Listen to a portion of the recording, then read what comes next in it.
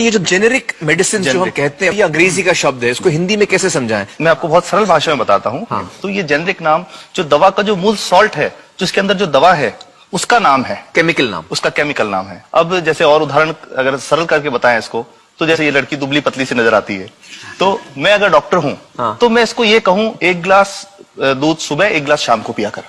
पर चिकित्सा के व्यवसाय में दुर्भाग्य से हमारे देश में ऐसा नहीं हो रहा। हम ये नहीं कहते कि आप भैंस का दूध लेके आइए, हम कहते हैं कि वो रामू की भैंस का दूध लेके आना। यही ब्रांडिंग है। ये जब उसकी दुकान पे जाती है, वो कहता है 500 रुपए लीटर है, लेना है कि नहीं लेना। तो जो 30 रुपए की चीज है वो 500 रुपए में मिलती है। तो अगर मैं डायबिटीज की दवा ले रहा हूं और अगर मैं ब्रांडेड दवा लेता हूं तो मुझे कितने की पड़ेगी? जैसे एक 117 रुपए में भी है, 117 रुपए में मिलती है। अब और अगर वही चीज हम उसके जेनेरिक मेडिसिन के नाम से लें तो वो कितने की बनती है? वो मात्र 1 रुपए 95 पैसे में 10 गोली मिलती है।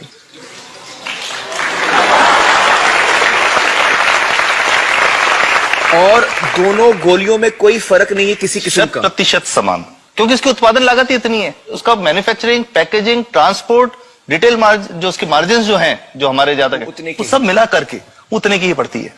कुछ कैंसर के मैं आपको उदाहरण दूंगा, उसमें एक ही दवा जो ब्लड कैंसर के काम में आती है, बाजार में 1.25 लाख रुपए का एक पैकेट मिलता है। 1.25 लाख का एक पैकेट जो 1 महीने चलता है। और जेनरिक में वही दवा जेनरिक में अलग अलग कंपनीज जो बनाती हैं, एक 10,200 में बेचती है, एक 8,800 में बेचती है और एक 6,500 में बेचती है। मतलब ये आपका ये कहना है कि आपके ये प्रयास से इतने कम में राजस्थान में पब्लिक को, आवाम को ये दवाएं पहुंचा रहे हैं आप इस वक्त? जी, क्या बात है।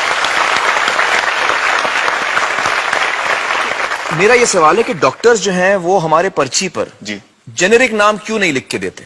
क्यों लिखते हैं वो ब्रांडेड? जाने नहीं देंगे बाहर फिर? नहीं, सब जाने देंगे।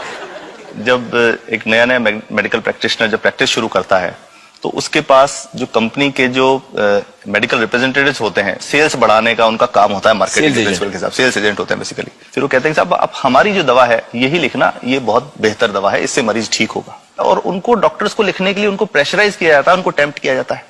तो ये इसमें बहुत बड़ा कारण है जो दवा की कीमत को उसकी वास्तविक कीमत से 5, 10 गुना, 20 गुना तक बढ़ा देता है। एक बहुत बड़ा कारण है, क्योंकि हमारे पास जब हम टेंडर करते हैं तो बहुत सारे कंपनी वाले आते हैं, जो भारत की जो सबसे बेहतर कंपनियां, जिसके भी नाम वो रेपुटेड कंपनियां जिनके नाम आप ले सकते हैं, वो सभी हमें वो उसको जो 70 रुपए की है उसको 2 रुपए में, 5 रुपए में दे रही है। 30 रुपए की दवा 2 रुपए में दे रही है। इतना ज्यादा फर्क।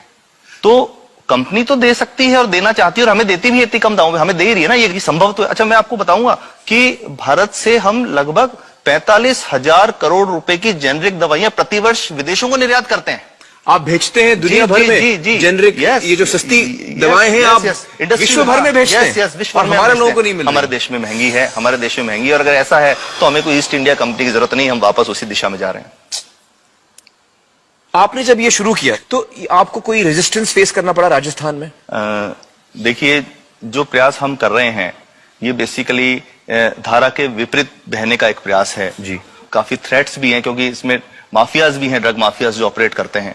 और हम हमेशा ये बात कहते हैं कि हम 100 साल से भी पुरानी शोषण की व्यवस्था को बदलना चाहते हैं, पर हमने हमेशा डॉक्टर्स को दोषी नहीं माना। सारे डॉक्टर्स बुरे नहीं है। 50-60% तो जेन्युइनली वो चाहेंगे कि गरीबों को कम कीमत पे दवा मिल जाए, वो चाहेंगे। और आज भी ऐसे डॉक्टर्स हैं जो अपने घर से सैंपल्स ला करके अपने जेब से पैसे निकाल के मरीज का इलाज कराते हैं। ऐसे डॉक्टर्स आज भी हैं। बिल्कुल सही। तो मैं इनको एक उदाहरण भी बताता हूं कि कैसे हमारे जो काम वाली थी, उसका बच्चा था छोटा। इंसिडेंटली हम कोई समय छुट्टी मनाने कोई बाहर गए। जब हम लौट के आए 10-12 दिन बाद, तो वो लक्ष्मी के साथ उसका छोटा जो बेटा था राजू, वो भी उसके साथ आता था जब, और मेरे बच्चों के साथ खेलता था, मेरे बेटे के साथ खेलता था। तो वो लक्ष्मी अकेली आई, राजू नहीं आया। तो हमने पूछा कि क्या हुआ, तो उसने जो बात बताई कि साहब वो उसको, आप गए थे, उल्टी दस्त हो गया था। उल्टी दस्त की बीमारी के लिए वो जब दवा लेने गई तो केमिस्ट ने उसको कहा कि इसके तो 400 रुपए लगेंगे। तो उसने कहा साहब मैंने खूब मांगा, मेरे पास 400 रुपए मुझे नहीं थे, और मेरा बच्चा रात को ही उसको दस्त आते रहे, वो खत्म हो गया। और मैं आपको ये कहना चाहता हूं कि वो जो दवा लिखी थी कि वास्तव कीमत 1.5-2 रुपए ही है, तो वो बच्चे की जान बच सकती थी। 65 वर्ष के बाद भी अगर कोई बच्चा उल्टी दस्त से मर जाए तो मैं नहीं समझता इससे शर्मनाक बात कोई हम लोगों के लिए हो सकती है। और सबसे बड़ी बात कि इसे आसानी से बदला जा सकता है। हमें सबको एक समन्वित, एक संगठित प्रयास करने की जरूरत है। ये तो कुछ भी नहीं है, कोई नई फैक्ट्री खोलनी नहीं, कोई नई दवा नहीं बनानी, ये सब जो गलत चल रहा है इसको रोकना ही तो है। तो दोस्तों, डॉक्टर समित की बातों से हमें यह पता चला है कि दवाइयों का जो कॉस्ट होता है, जो उनको बनाने का खर्च होता है, वो बहुत ही कम होता है और हमें इन कम दामों में ये दवाइयां मिल सकती हैं अगर हमारी राज्य सरकार जेनेरिक मेडिसिन की दुकानें खोले, जैसे राजस्थान सरकार ने किया है और जिसके लिए हम उन्हें सलाम करते हैं। एक बात और, अगर आप एक एनजीओ हैं और आप जेनेरिक मेडिसिन की दुकान खोलना चाहते हैं तो department of chemicals and fertilisers आपको 50,000 रुपए की ग्रांट भी देता है। डॉक्टर समित, आपने बहुत ही बेहतरीन काम किया है और इस बहुत ही अहम मुद्दे पर रोशनी डालकर हमारी आंखें खोल दी हैं और हमारी दुआ यह है कि जो काम आपने राजस्थान में शुरू किया है वो हर राज्य में फैले, देश के कोने कोने में फैले। बहुत बहुत शुक्रिया हमारे साथ बातचीत करने का doctor Samit, thank you so much.